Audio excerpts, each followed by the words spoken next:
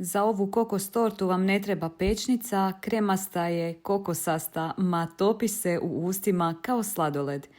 Recept je vrlo jednostavan i neće vam trebati više od pola sata za njenu pripremu. Savjetujem vam da smjesu poduplate jer će se za ovu tortu tražiti komad više. A vi mi recite, imate li omiljenu ljetnu slasticu s kokosom i koje kolače i slastice pravite većinom preko ljeta? Kuhamo mlijeko i šećer i kada mlijeko provrije zakuhamo klasično griz.